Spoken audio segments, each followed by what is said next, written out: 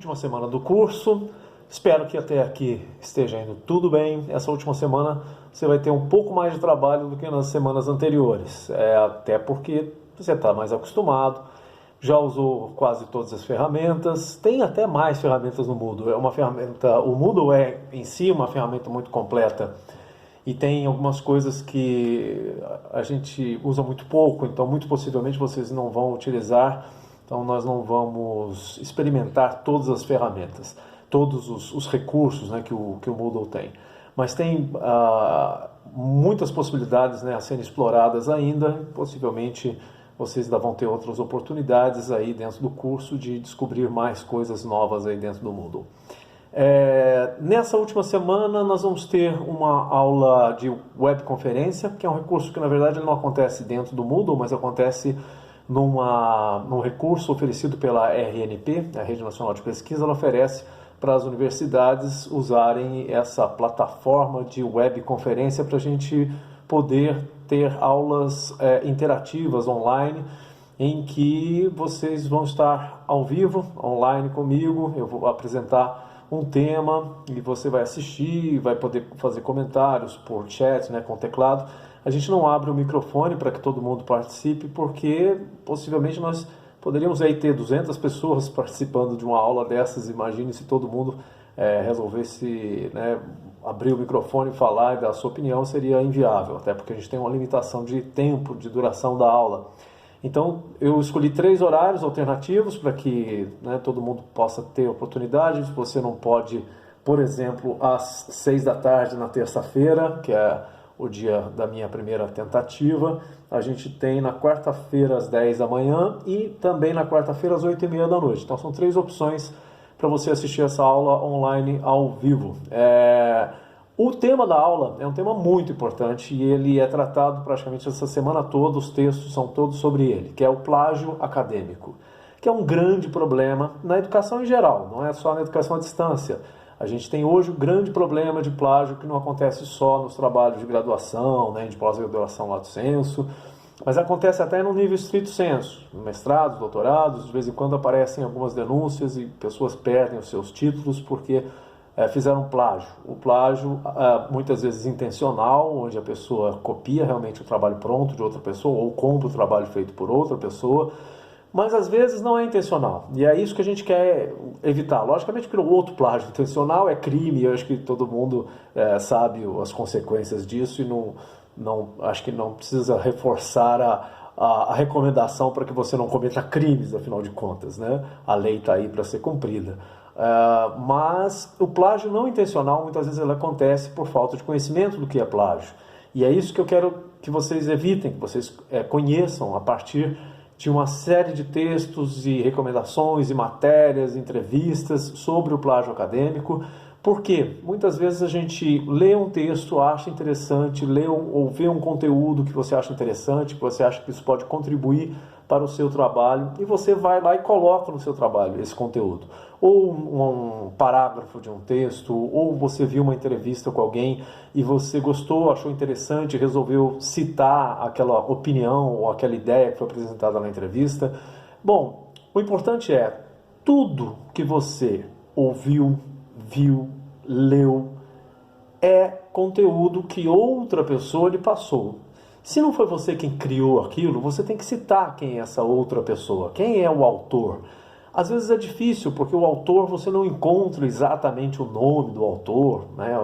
E aí você, como é que eu faço? Bom, cite a fonte de onde você leu, pelo menos, ou onde você viu. Você pode não saber quem criou, mas pode saber quem fez aquilo chegar até você. Isso é importantíssimo dentro do trabalho acadêmico, trabalho científico, porque as fontes têm que ser confirmadas. Eu posso citar uma informação e alguém que vê essa informação pode querer saber mais sobre aquilo, aquela informação que eu citei. E aí, onde é que ela pode buscar? Na mesma fonte onde eu busquei. Né? Pode ser por um motivo de confirmar se aquilo é verdade, pode ser para poder explorar mais, ou para buscar informações na sua origem. Então tem vários motivos para a gente buscar essa informação na origem, e você tem que citar então de onde você tirou o seu conteúdo para que as pessoas possam buscar essa origem. Então, sobre isso nós vamos falar bastante essa semana, e é o assunto da nossa webconferência. Uma outra novidade essa semana é que nós vamos criar um Wiki. O Wiki é uma ferramenta colaborativa, é um compêndio, é como se fosse uma enciclopédia. Todo mundo já usou a Wikipédia, possivelmente. E a Wikipédia, ou Wikipedia, ela é um wiki. Wiki é uma ferramenta de construção colaborativa de conteúdo. Então eu, por exemplo, e vocês, podemos criar um wiki com o assunto educação à distância. Então nós vamos procurar verbetes que estejam relacionados com a educação à distância e vamos incluir esses verbetes nesse wiki. Então cada um de vocês vai incluir pelo menos um verbete que esteja associado com a educação à distância. Então, por exemplo, comunicação síncrona é uma expressão importante dentro da educação à distância.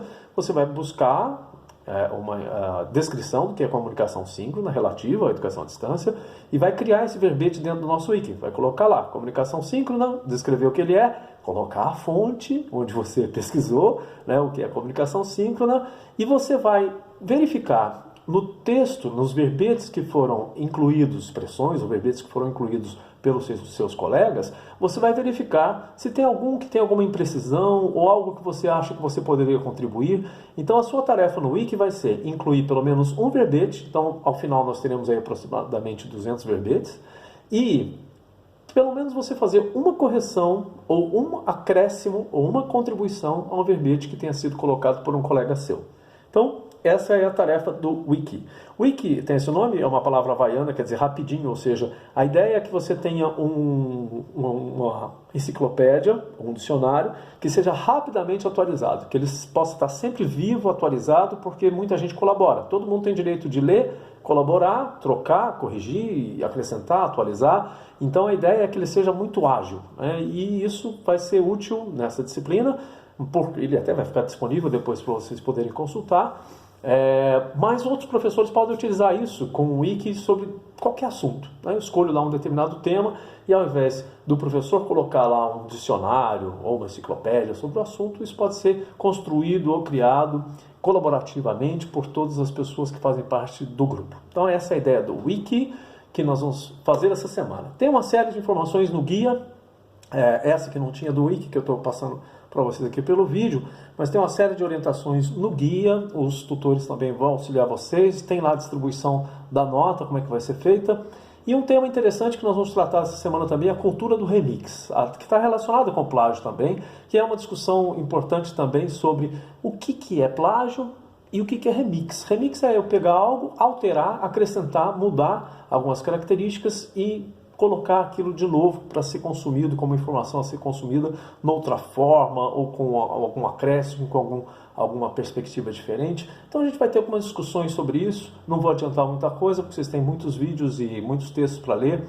e espero que você goste dessa última semana. No sábado tem prova presencial no Polo, a ser confirmada ainda a data, mas a princípio está marcada, né, para sábado.